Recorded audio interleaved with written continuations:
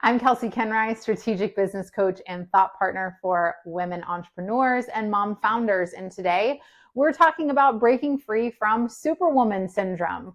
You may not know what this is, but I can guarantee that if you've built any sort of established success, that you have probably experienced some elements of this. And so I want to tell you exactly what is superwoman syndrome, why is it happening, and what can we do about it? Here's the thing. Superwoman syndrome is exactly what it sounds like. It is us trying to do it all. And not only do it all, but make sure that we keep up appearances in the process. We can't appear to be as overwhelmed as we are. We have to put on a certain mask and we have to be professionals. And it is such a heavy load to carry. So Superwoman syndrome is us being so tied to the expectations that we feel are put on us, that we need to do all the things and do all the things well, that it is drowning us. It is burying us. And so this is why I said that if you have built established success, if you have experienced a rise or hyper growth of your business, you have likely experienced this. Plus, we add in the element of being a parent and being a mother, and we are carrying a load that is very, very heavy. Between our emotional responsibilities and our physical responsibilities that come with motherhood and our businesses, it is a lot to show up for. And then we add in our perfectionism, our people pleasing, and the expectations that we hold ourselves up to, or the unsaid expectations of society that we feel like we're trying to live up to. And this is where we get that superwoman syndrome. We are trying to be everything to everyone in all the roles that we're playing. The issue is we only have so much to give, right? There is a certain point in which we have to recognize that trying to be this superwoman is not only not serving us, but it's not serving the people around us. And that's why it's so important to break free from this. But how do we break free from something that we feel like we're doing things the right way? We feel like that we are taking care of our kids, we're showing up for all the people around us, we're involved in our community, we're on the board, we're running our businesses, we're showing up for our teams. Like we feel like we have to do all of these things. And so we feel like not only do we have to do all these things, but we have to do them as well as we can. And if we're not doing them well, then what does that say about us? So here's the thing. We have to really look at managing our expectations. The problem with us trying to be superwoman is that it's truly unattainable. It's unattainable for us to give 100% in all these different areas and not refill ourselves. And that's the key. It's not impossible for us to give in many different areas of our life, but what we're doing is we're giving in all these areas of our lives without refilling, right? We're not setting our businesses up for success to have space for creative thinking and innovation. We're just in the business and trying to sustain the growth that we've had. We're not setting up our weekends to be peaceful and refuel us. Instead, our body may be in one place and our head is in another. And so this is the type of thing that keeps us running into burnout. This is the type of thing that keeps us really prevented from reaching the potential that we have as women, as leaders in our businesses, and as mothers. And so why do we do this? Why do we feel like we need to be superwoman? We do it because if we don't, we feel like it's a sign of weakness. It's a sign of us not being able to. We're fearful that if we're seen as women who aren't doing it all, we're fearful of what people may think. When we delegate things out, when we ask for help in certain areas, we're fearful of what people will say or think about those actions or about asking for help. We know that we have to delegate things. We know that we can't do it all, but we're trying to save face and we're trying to, again, uphold these standards that we've put on ourselves.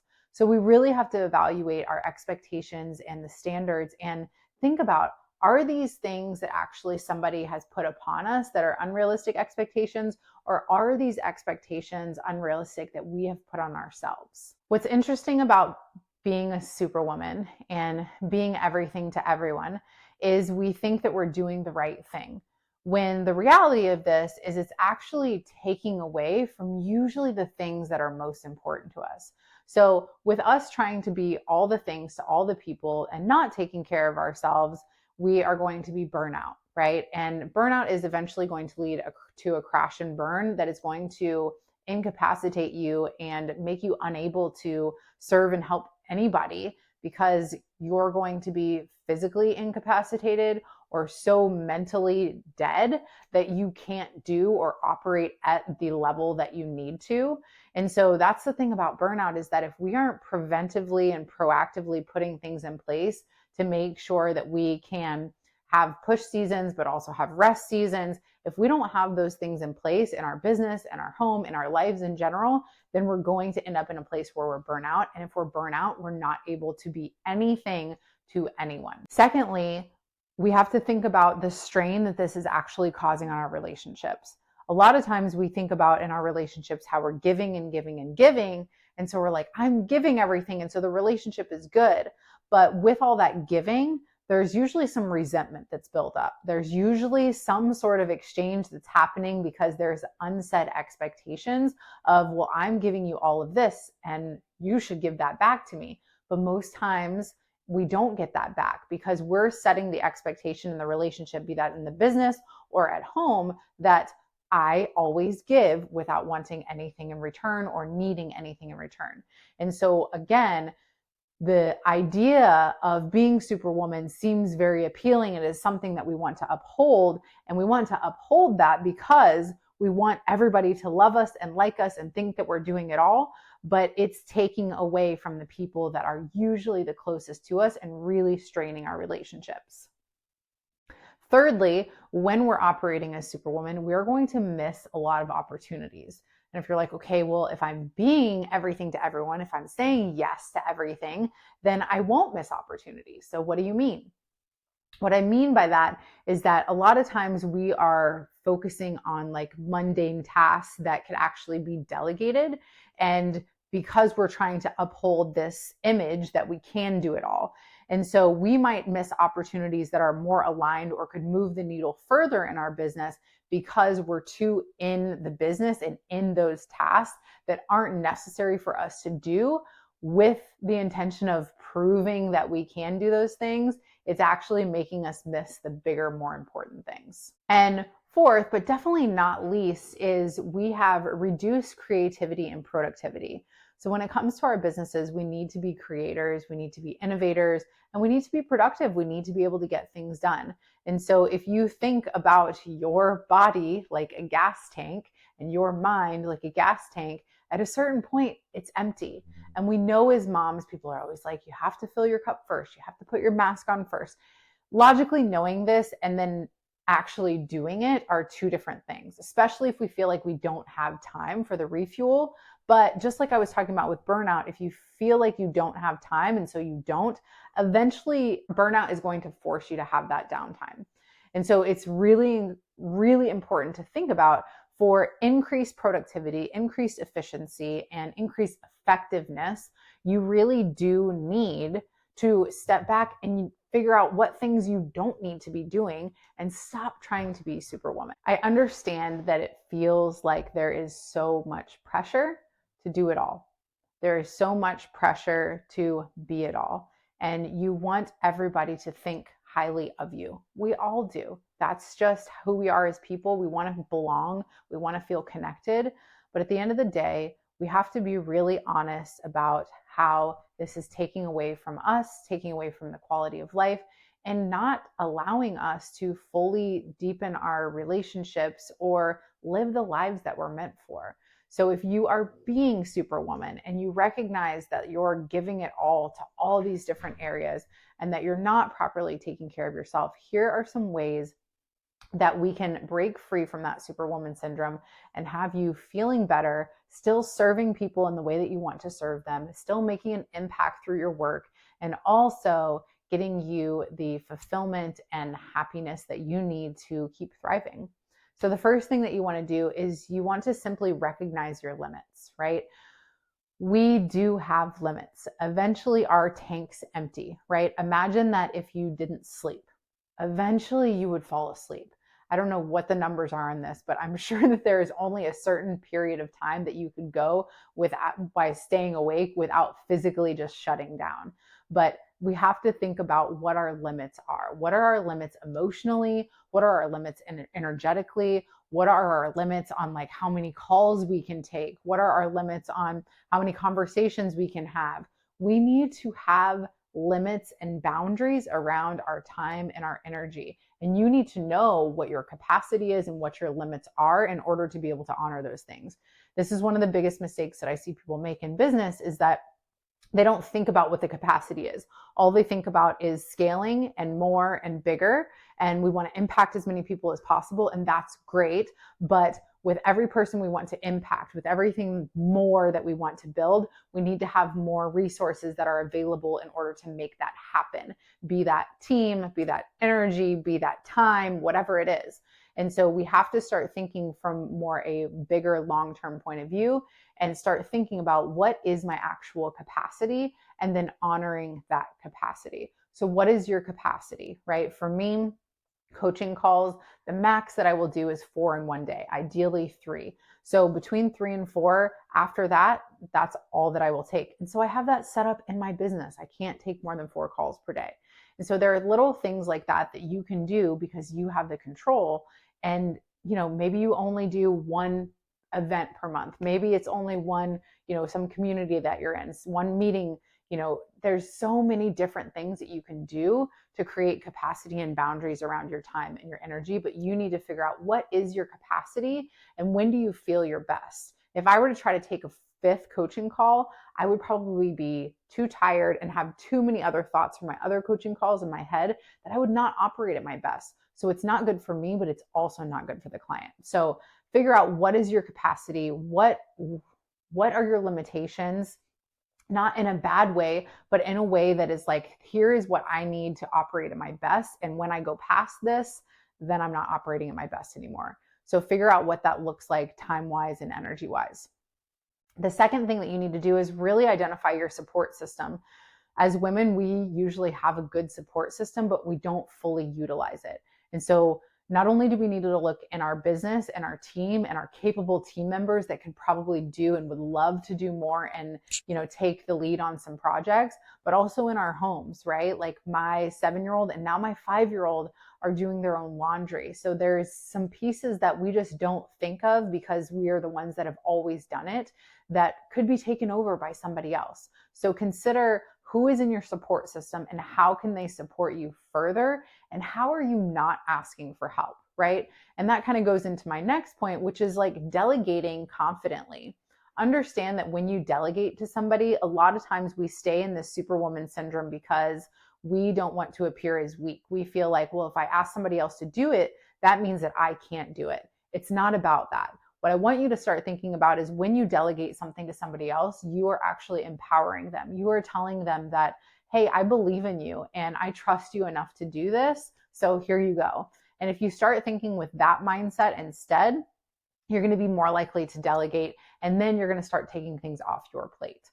Asking for help is not weakness. Asking for help is strength, and it empowers other people. And then, of course, we need to set boundaries. So when we know our capacity, when we know our limitations, when we know when we feel best and how we operate best and what that looks like in our business and outside of our business, then we need to set and hold boundaries around that time. Be that, a certain number of calls, a certain number of working hours. We need to pay attention and honor these things. Boundaries are another thing that we know we need to have. We know logically that they're important, but actually holding them is a whole different scenario. I have a number of videos that talk about how to actually set and hold your boundaries and the importance of that and how to do it, how to have hard conversations involving boundaries if you check out my other videos and my blogs. So setting boundaries, and then of course saying no when necessary. I understand it's hard to say no. I understand that you feel like you're letting somebody down, but here's what I want you to remember about saying no. If you have to choose between letting somebody else down and letting yourself down, you only live inside one of those bodies, inside one of those minds. And if you continue to let yourself down, understand that you are being that example to your children, to your team, and all the other eyes that are on you. And if you continue to not keep your promises to yourself or continue to let yourself down, you're giving permission to other people to do the same. So if you wouldn't instruct somebody to do that, don't do it for yourself, right? We need to lead by example here. So saying no is okay. And how we say no can differ. There are so many times where opportunities come in the doors and you just say, I can't do that date, but can you do this date, right? Or I'm full right now, but how about later? Or could we push this off? A lot of it is just like finagling the timelines a little bit to make it work for us. But don't be afraid to ask, to say not right now, or no. If it's a no and it doesn't align with your goals or your personal values, then let it be a no. And that's okay. It's okay to say no. We are not here to please everybody around us. We're here to please ourselves first so that we can actually reach our potential and help as many people as possible through our work. And then last but not least is redefining success on your terms. This is something that I have all of my clients do because it is such an important reminder to us in what we're building, the decisions that we're making, and why we're making them. As somebody who grew up thinking success was about things and money and materials and basically all the external things, what I quickly learned in my journey is that I could have all of those external things and still not feel happy. And so to me, success is a feeling. Success is knowing that I am helping people and helping the right people in the right ways. And so you have the opportunity to redefine what success looks like for you, what work looks like for you, what anything that was previously defined by generations before you or how you saw it, you have the option to redefine that. And so I would really recommend redefining what success looks like. If you are viewing success as being the person who's doing all the things for everybody, then you're going to be more likely to continue being Superwoman versus if you're viewing success as something that success is when you feel happy and you feel your relationships are fulfilled and your business is thriving, but it's not taking you out and it's not leading to burnout and you don't feel overwhelmed and stressed, then you're going to make decisions differently. So take an opportunity to sit for just a few minutes and redefine what success currently looks like for you, and then redefine success into what would it actually look like? What would it feel like to be successful? Because to me, if I'm burnout and unable to be present with my kids, that doesn't feel like success for me, no matter how much money I'm making. So you have the opportunity to redefine that, and it's something I highly, highly recommend. So to all my Superwomen out there, I see you. I understand how tough it is to break free from this. And what I want you to know is that you can break free. Use these steps if you have questions. And if you're like, you know what, I don't see the forest through the trees here.